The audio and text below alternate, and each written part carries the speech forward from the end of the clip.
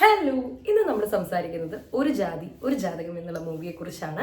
അപ്പോൾ ഈ ഒരു മൂവിയെ കുറിച്ച് പറയുമ്പോൾ ആദ്യം തന്നെ പറയട്ടെ, നമുക്ക് ഓരോരുത്തർക്കും ഒരു സിനിമയെക്കുറിച്ച് പല രീതിയിൽ നമ്മൾ നോക്കി കാണാറുണ്ട് അല്ലേ. അപ്പോൾ ഈ സിനിമയെക്കുറിച്ച് എനിക്ക് കാണാൻ പറ്റിയ അല്ലെങ്കിൽ ഇഷ്ടപ്പെട്ട അല്ലെങ്കിൽ എനിക്ക് തോന്നിയ ഒരു കാര്യം എന്ന് പറയുന്നത്, നമുക്ക് തിയേറ്ററിൽ നിന്ന് കാണുമ്പോൾ ആ ഒരു ഫ്ലോയിൽ നമുക്ക് ഭയങ്കരമായിട്ട് ഇഷ്ടപ്പെടുകയും എന്നാൽ OTTയിലോ അല്ലെങ്കിൽ വെറുതെ നമ്മൾ വാച്ച് ചെയ്യുന്ന സമയത്ത് നമുക്ക് ഒരല്പം ഒരു ആവറേജ് കാറ്റഗറിയിലും തോന്നുന്ന ഒരു സിനിമയായിട്ടാണ്.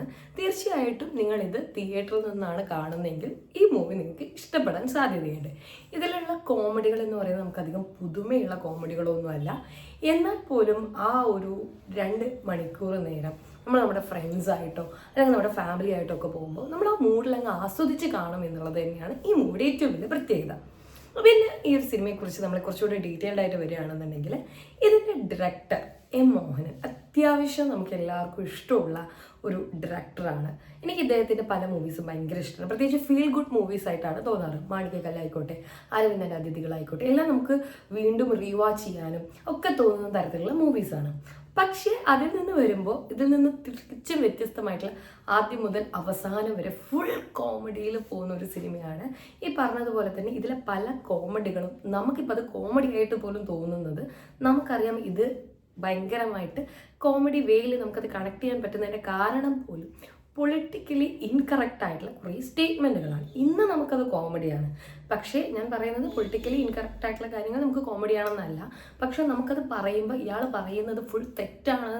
അതുകൊണ്ട് തന്നെ നമുക്ക് ചില കാര്യങ്ങൾ അങ്ങനെ കേൾക്കുമ്പോൾ ചിലപ്പോൾ ഒരു കോമഡി വർക്ക് ആവില്ലേ, ആ തരത്തിലുള്ള കോമഡികളാണ് കുറേയൊക്കെ. അതേപോലെ തന്നെ ഇതിൽ എടുത്തു പറയേണ്ടത്, ഇത് വാൾ ടുഗദർ ഒരു വിനീത് ശ്രീനിവാസൻ മൂവിയാണ്. എന്തുകൊണ്ട് വിനീത് ശ്രീനിവാസൻ എന്ന് പറഞ്ഞാൽ, വിനീത് ശ്രീനിവാസൻ അഴിഞ്ഞാടുകയാണ്. ഗംഭീര പെർഫോമൻസ് ആണ്. അതായത് അദ്ദേഹത്തിൻ്റെ ആ ഒരു ബോഡി ലാംഗ്വേജ് ആയിക്കോട്ടെ അല്ലെങ്കിൽ അദ്ദേഹം എത്തിരിക്കുന്ന ക്യാരക്ടർ ആയിക്കോട്ടെ, ശരിക്കും ടോക്സിക് മെസ്കുലിനിറ്റിനെ നമുക്ക് ശരിക്കും സറ്റയറിക്കലി എങ്ങനെ നമുക്കത് കണക്ട് ചെയ്യാം, അല്ലെങ്കിൽ അദ്ദേഹം എങ്ങനെയാണ് ആ ക്യാരക്ടർ ചെയ്ത് വെച്ചിരിക്കുന്നത് എന്നുള്ളത് ഭയങ്കര രസകരമായിട്ടുണ്ട്.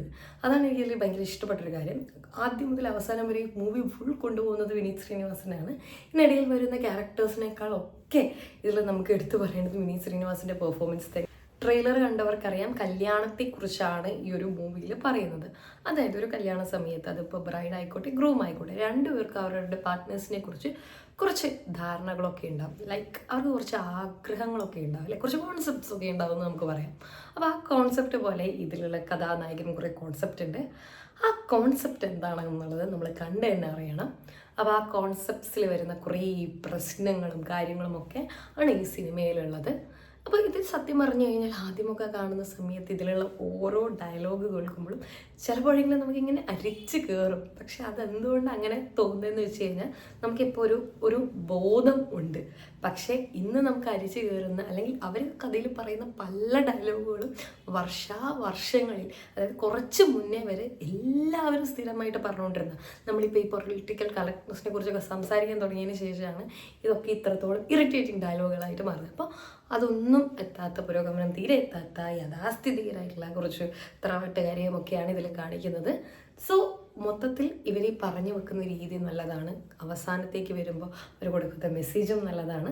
സോ എനിക്കിത് തിയേറ്ററിൽ ഇഷ്ടപ്പെട്ട ഒരു മൂവി തന്നെയാണ്. ഭയങ്കരമായിട്ട് ഇഷ്ടപ്പെട്ടതെന്നല്ല, ആവറേജ് നമുക്ക് കണ്ടിരിക്കാം, ഫാമിലിയൊക്കെ ആയിട്ട് ഇഷ്ടപ്പെടാൻ പറ്റുന്ന ഒരു മൂവി തന്നെയാണ്. So this is my opinion about this movie. നിങ്ങൾക്കും നിങ്ങളുടേതായിട്ടുള്ള ഒപ്പീനിയൻ പറയാം. അപ്പോൾ എന്താണ് നിങ്ങളുടെ അഭിപ്രായം എന്നുള്ളത് താഴെ കമൻറ്റ് ചെയ്യാം. മറ്റൊരു വീഡിയോ നമുക്ക് വീണ്ടും കാണാം. Bye, see U.